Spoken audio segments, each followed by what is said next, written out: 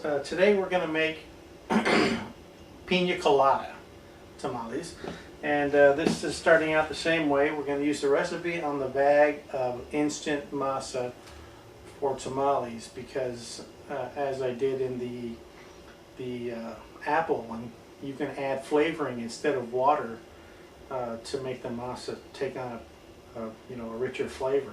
So that's what we're going to do. I've got double the recipe that's on the side of the bag. So it's 4 cups of the mix, and then 1 1/3 cups of shortening, and 2 teaspoons of baking powder so far. Now here I've got a can of crushed pineapple. That's how much is in that can? 20-ounce can. Okay, and this we'll put in, and this will be part of the moisture. Okay.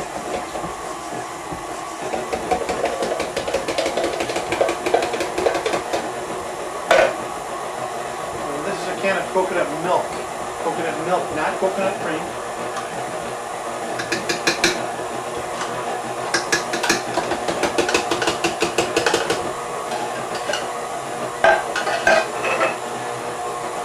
Let that mix, and then we're going to put in a little bit of brown sugar because we want it to be sweet.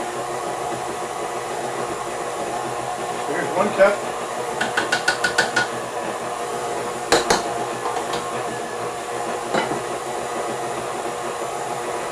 2 cups of brown sugar.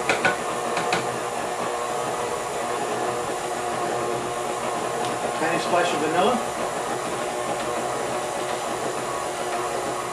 So let that mix up. Now here, what I've reserved is the juice from a can of diced pineapple and some lychee fruit.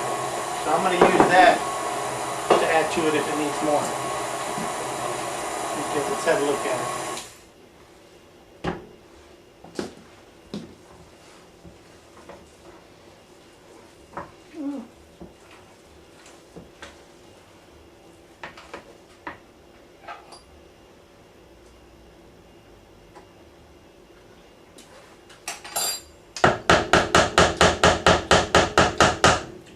That should work.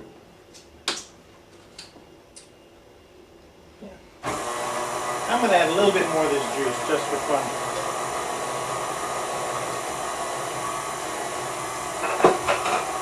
And just a little bit more sugar.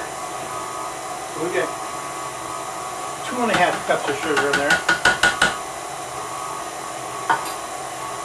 And then I've got 2 cups of coconut right here.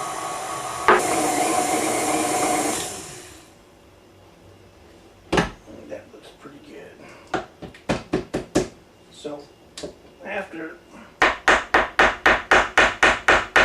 that's all mixed in, we add in the coconut.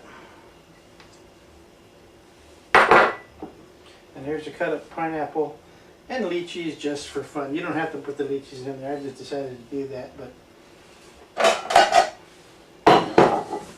if you wanted just pineapple. Now I know what you're thinking. There's supposed to be rum in here.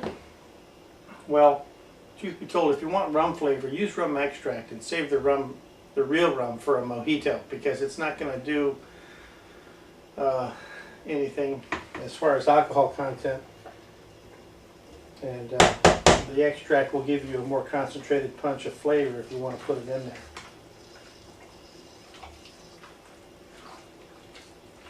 And so that's all mixed in. See, that probably the easiest tamale recipe out of the series is this one, because all you got to do is open a few cans and mix everything.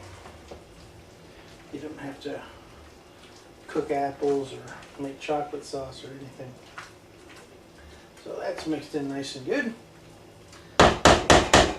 So we'll start rolling these things up.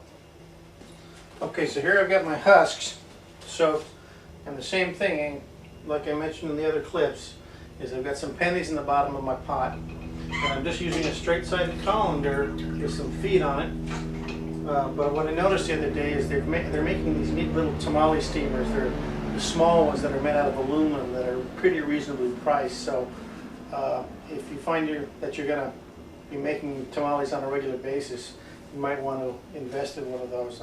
I know I probably am going to go pick one up And so we got the pennies down there so that they'll start chattering when it starts to boil, and then it's like an alarm system. So in the event that you've got the setting too high on the fire while they're steaming, and the water runs out, they're going to stop chattering, and then you're going to rush in here and shut it off before they smoke up your tamales and ruin them. So here we go. And this one's easy. There's nothing in the middle. It's just fruit mixed in, and you just roll them up and lean them like the others.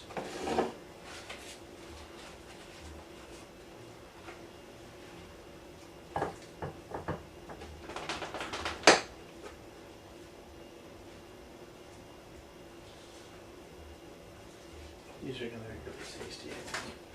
Okay, so now got the steamer all filled up, and just like the others, we're going to put this on, and then let it go until about 40 minutes, until they puff. They're going to come to a boil, and then I'm going to turn it down to a lower heat, and then let it steam away. And then once it, about 40 minutes or so, you can see because they'll puff out of the top. That's when they're done. It's just like when you're cooking or baking a cake, you know, it sponges up and gets firm. So that's how we'll do it. And then afterwards, we're going to try one out.